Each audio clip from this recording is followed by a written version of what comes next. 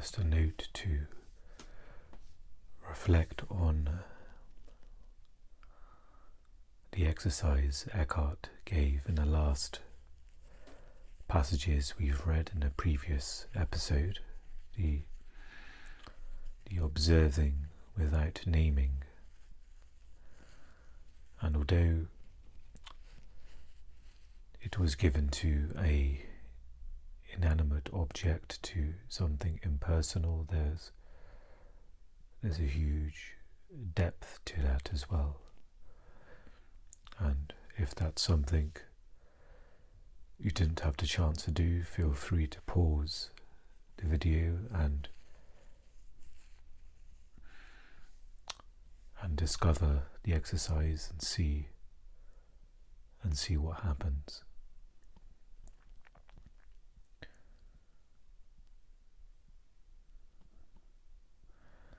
See, the mind wants to know the next thing, the next pointer, the next passage to be read.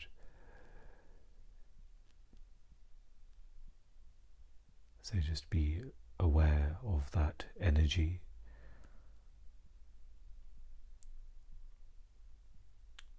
The exercise of looking at something like a pen or a piece of blank paper, or any other objects that don't hold a personal value to the mind. This exercise doesn't mean all too much. It wants the next thing.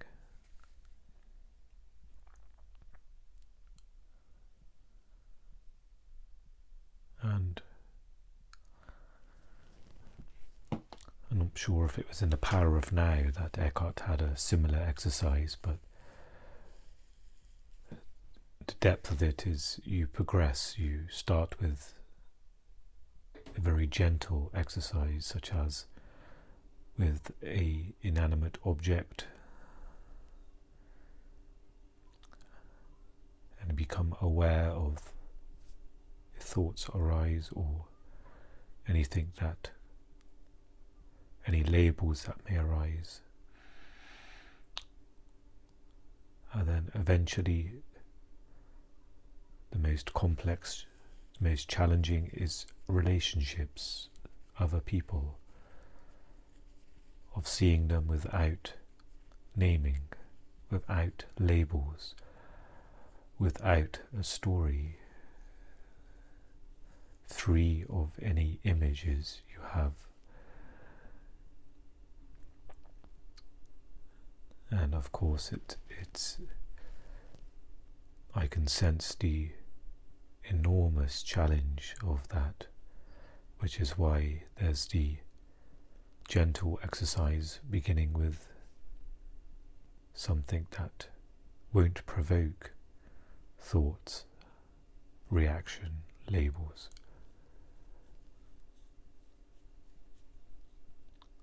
And then at some point it may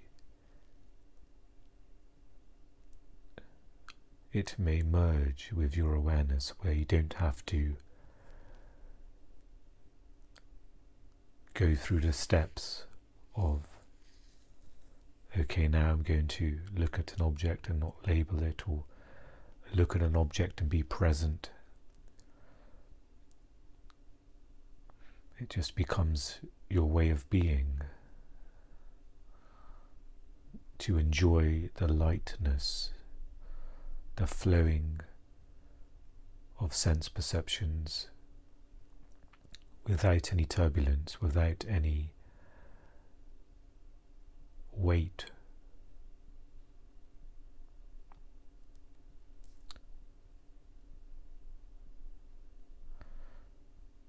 And this is something to be discovered. There are lots more things that can be described.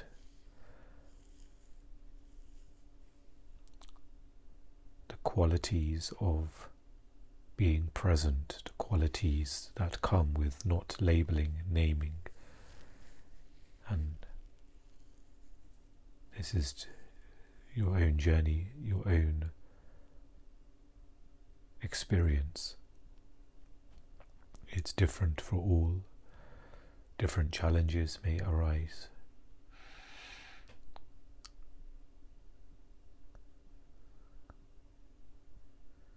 But we can all recognize that same peace.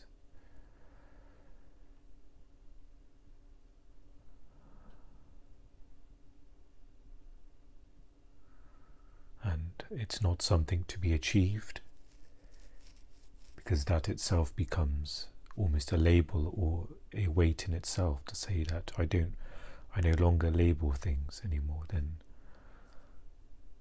that itself is the turbulence.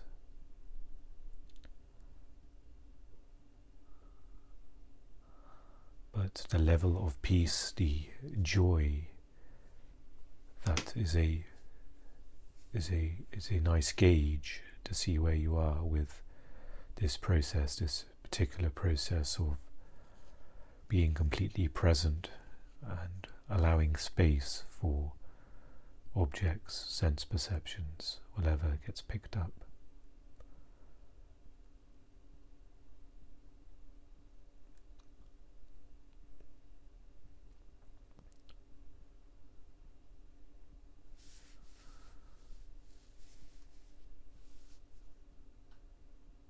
And you can almost let it take care of yourself. There's no need to want to skip ahead to more challenging objects or challenging forms.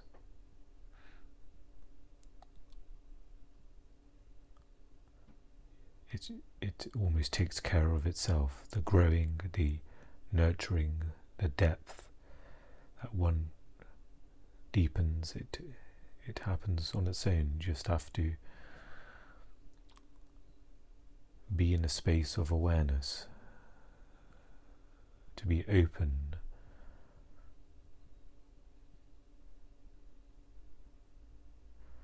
and in some ways the less effort, the more deeper one can sink into the now.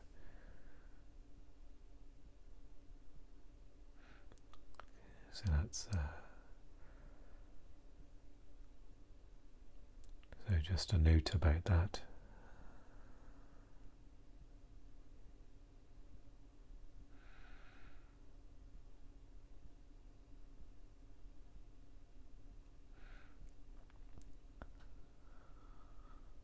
For me, this came up recently. Sat in the park and observing a tree,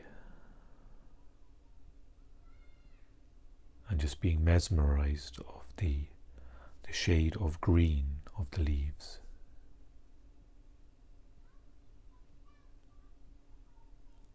Just feeling the experience of observing the sense perception, observing the size,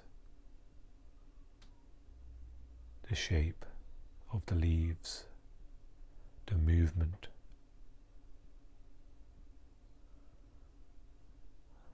There's a freshness there about that.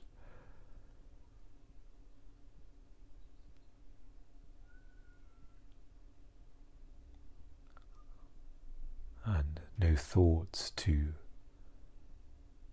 water down the experience, to turn down the volume of experience. Everything was fully present, fully there.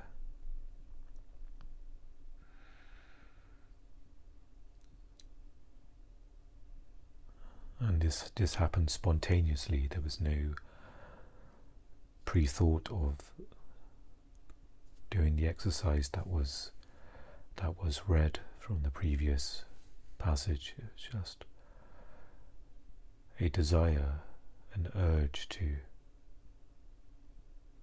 drop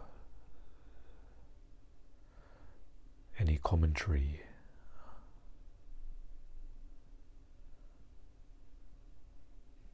and you may find this occurs as well. The spontaneity of being, of witnessing without commentary, without words. without reaction.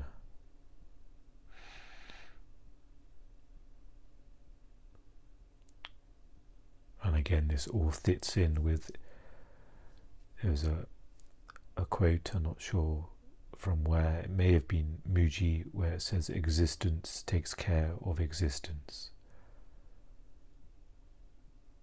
And the existence meaning the aliveness of the present moment. Within that is everything being taken care of.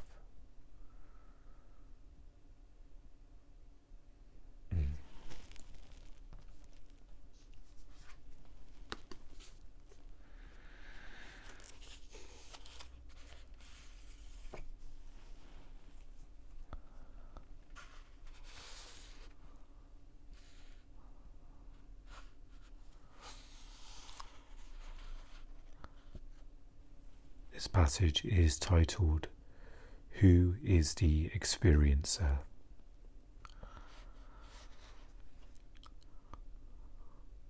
What you see and hear, taste, touch, and smell are of course sense objects.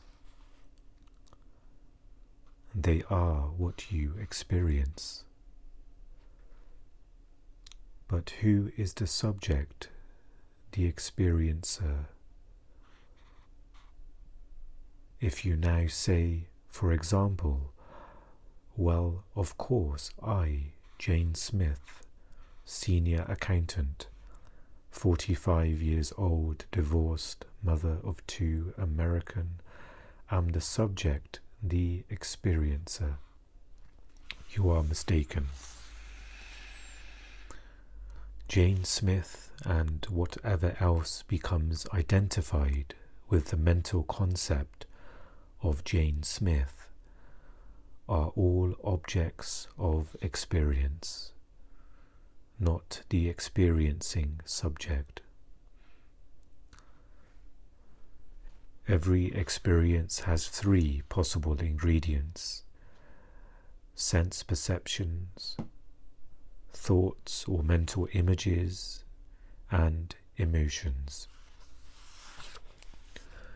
Jane Smith, senior accountant, 45 years old, mother of 2, divorced, American.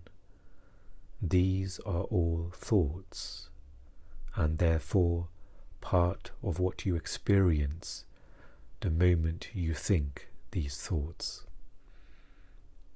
They and whatever else you can say and think about yourself are objects, not the subject. They are experience, not the experiencer.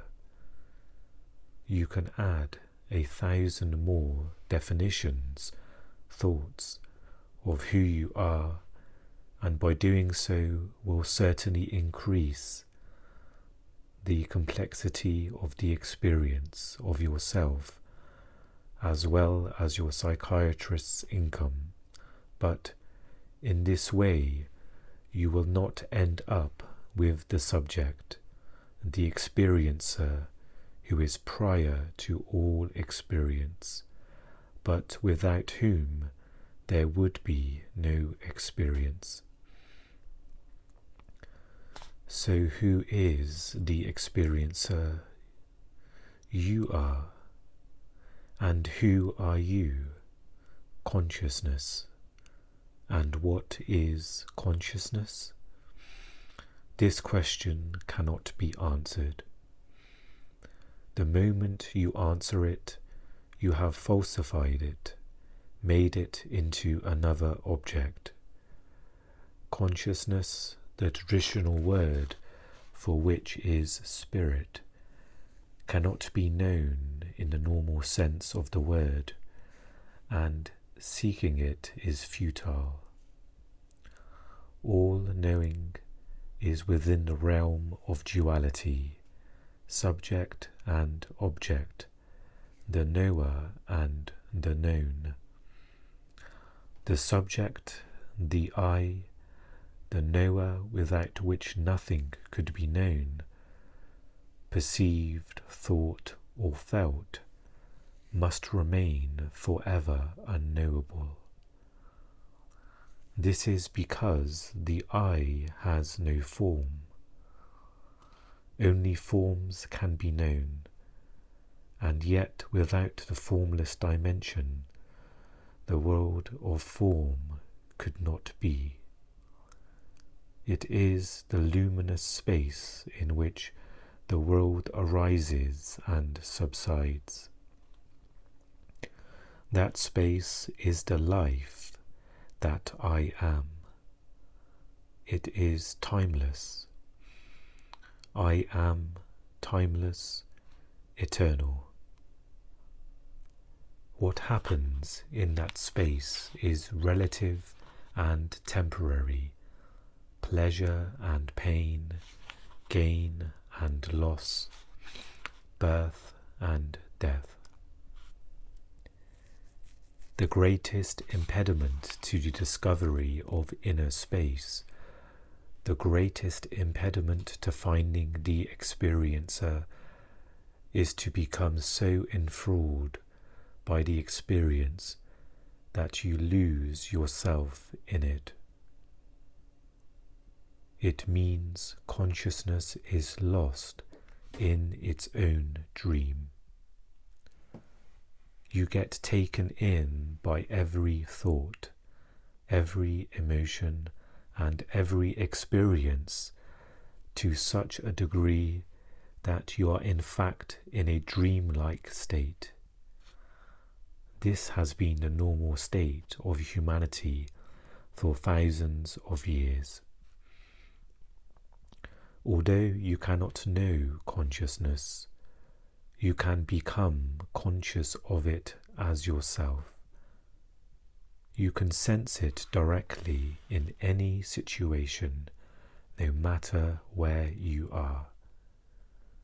You can sense it here and now as your very presence, the inner space in which the words on this page are perceived and become thoughts. It is the underlying I am. The words you are reading and thinking are the foreground, and the I am is the substratum, the underlying background to every experience, thought, feeling.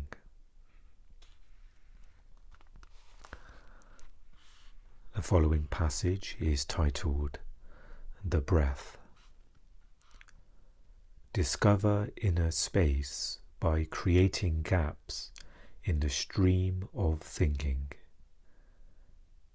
Without those gaps, your thinking becomes repetitive, uninspired, devoid of any creative spark, which is how it still is for most people on the planet.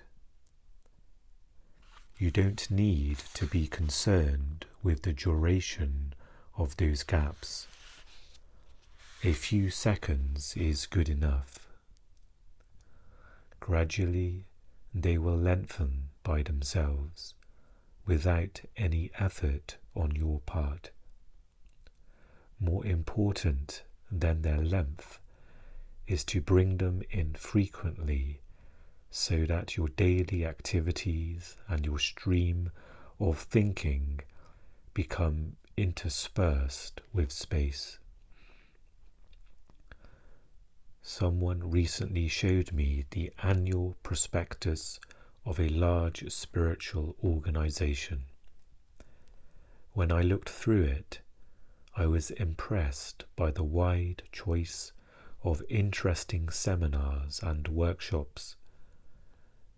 It reminded me of a smorgasbord, one of those Scandinavian buffets where you can take your pick from a huge variety of enticing dishes. The person asked me whether I could recommend one or two courses. "I don't know," I said. "They all look so interesting. But I do know this," I added. "Be aware of your breathing as often as you are able, whenever you remember. Do that for 1 year, and it will be more powerfully transformative than attending all of these courses, and it's free."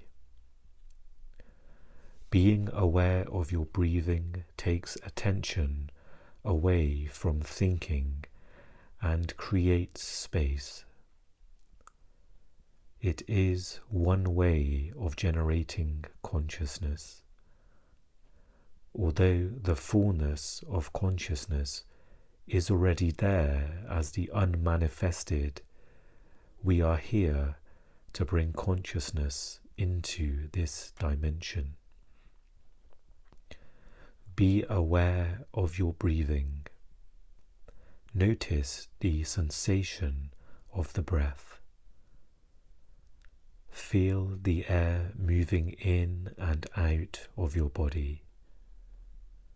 Notice how the chest and abdomen expand and contract slightly with the in and out breath. One conscious breath is enough to make some space where before there was the uninterrupted succession of one thought after another.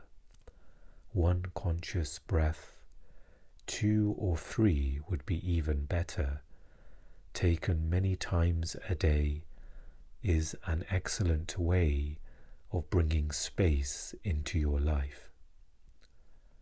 Even if you meditated on your breathing for 2 hours or more, which some people do, one breath is all you ever need to be aware of. Indeed, ever can be aware of. The rest is memory or anticipation, which is to say, thought. Breathing isn't really something that you do, but something that you witness as it happens. Breathing happens by itself. The intelligence within the body is doing it. All you have to do is watch it happening. There is no strain or effort involved. Also, notice the brief cessation of the breath, particularly the still point at the end of the out-breath before you start breathing in again. Many people's breath is unnaturally shallow. The more you are aware of the breath, the more its natural depth will re-establish itself.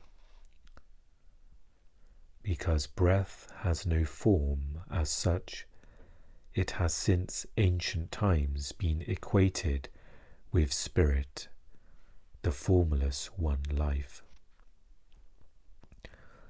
God formed man of dust from the ground and breathed into his nostrils the breath of life, and the man became a living creature.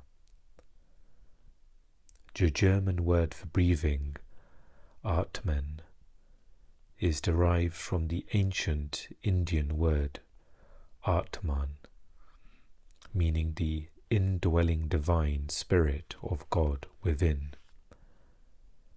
The fact that breath has no form is one of the reasons why breath awareness is an extremely effective way of bringing space into your life, of generating consciousness.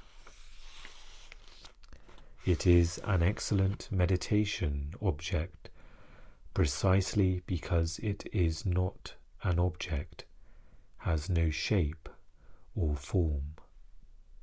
The other reason is that breath is one of the most subtle and seemingly insignificant phenomena, the least thing that, according to Nietzsche, makes up the best happiness. Whether or not you practice breath awareness as an actual formal meditation is up to you. Formal meditation, however, is no substitute for bringing space consciousness into everyday life. Being aware of your breath forces you into the present moment, the key to all inner transformation. Whenever you are conscious of the breath, you are absolutely present. You may also notice that you cannot think and be aware of your breathing. Conscious breathing stops your mind, but far from being in a trance or half asleep, you are fully awake and highly alert. You are not falling below thinking, but rising above it.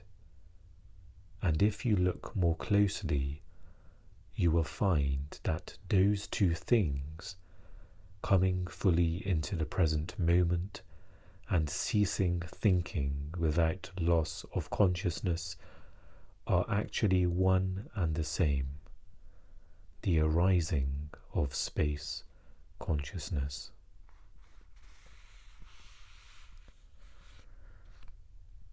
That's a good point to pause the reading for this episode.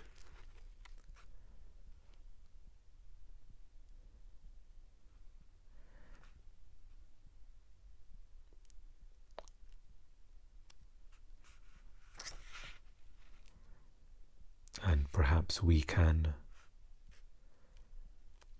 reflect on the two passages we have read, who is the experiencer and the breath. And maybe for the next few moments we can just become aware of our breathing, just for a short few moments before we end. And with the awareness of breathing, we can reflect on what has been absorbed.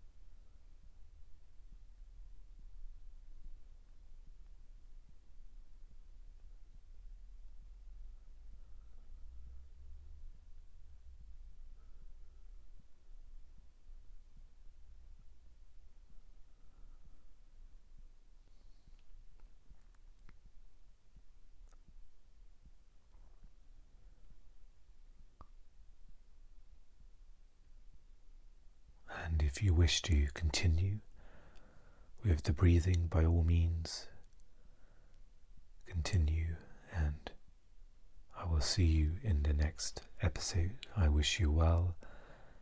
Thank you for joining me, and I'll speak to you again very soon. Take care.